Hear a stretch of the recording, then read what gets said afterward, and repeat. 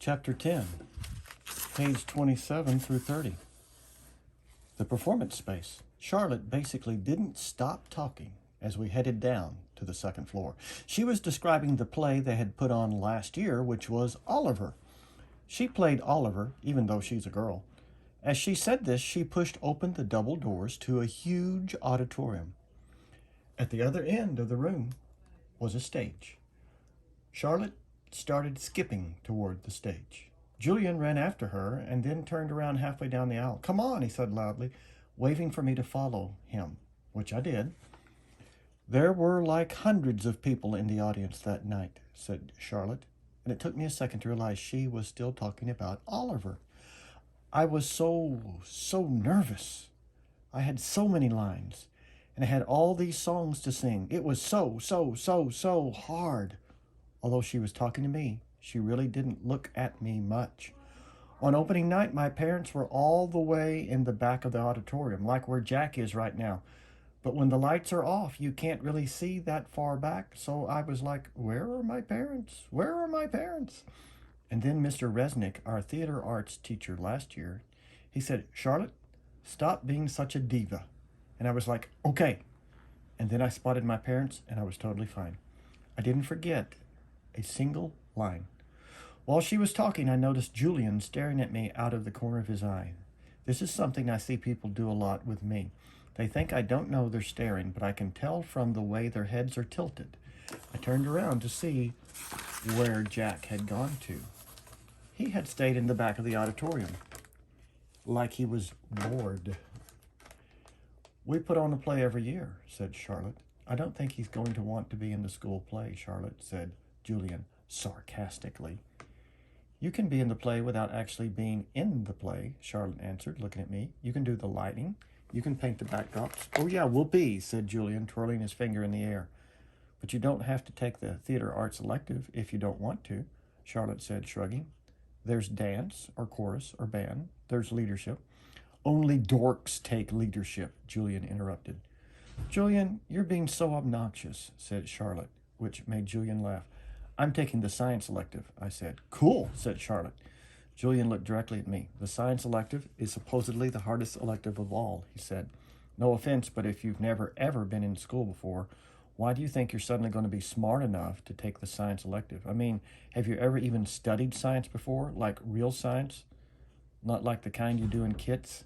"Yeah," I nodded. "He was homeschooled, Julian," said Charlotte. "So teachers come to his house?" asked Julian, looking puzzled. "No, his mother taught him," answered Charlotte. "Is she a teacher?" Julian said. "Is your mother a teacher?" Charlotte asked me. "No," I said.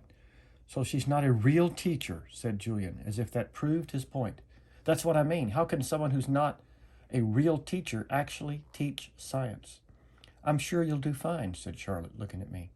"Let's just go to the library now," Jack called out, sounding really bored. "Why is your hair so long?" Julian said to me. He sounded like he was annoyed. I didn't know what to say, so I just shrugged. "Can I ask you a question?" he said. I shrugged again. Didn't he just ask me a question? "What's the deal with your face? I mean, were you in a fire or something?" "Julian, that's so rude," said Charlotte. "I'm not being rude," said Julian. "I'm just asking a question. Mr. Tushman said we could ask questions if we wanted to." "Not rude questions like that," said Charlotte. "Besides, he was born like that. That's what Mr. Tushman said. You just weren't listening." "I was so listening," said Julian. "I just thought maybe he was in a fire, too." "Geez, Julian," said Jack. "Just shut up." "You shut up," Julian yelled. "Come on, August," said Jack. "Let's just go to the library already." I walked toward Jack and followed him out of the auditorium. He held the double doors open for me, and as I passed by, he looked at me right in the face, kind of daring me to look back at him, which I did. Then I actually smiled. I don't know. Sometimes when I have the feeling like I'm almost crying, it can turn into an almost laughing feeling. And that must have been the feeling I was having then, because I smiled, almost like I was going to giggle. The thing is, because of the way my face is, people who don't know me very well don't always get that I'm smiling. My mouth doesn't go up at the corners the way other people's mouths do. It just goes straight across my face. But somehow Jack Will got that I had smiled at him, and he smiled back. "Julian's a jerk," he whispered. before Julian and Charlotte reached us. But dude, you're going to have to talk.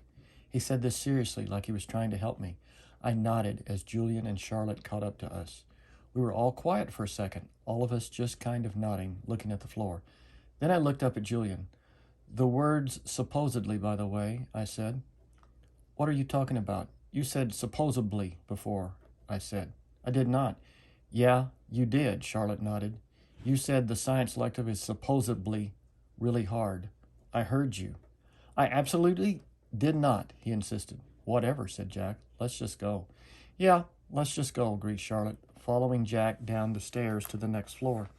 I started to follow her, but Julian cut right in front of me, which actually made me stumble backward. Oops, sorry about that, said Julian. But I could tell from the way he looked at me that he wasn't really sorry at all.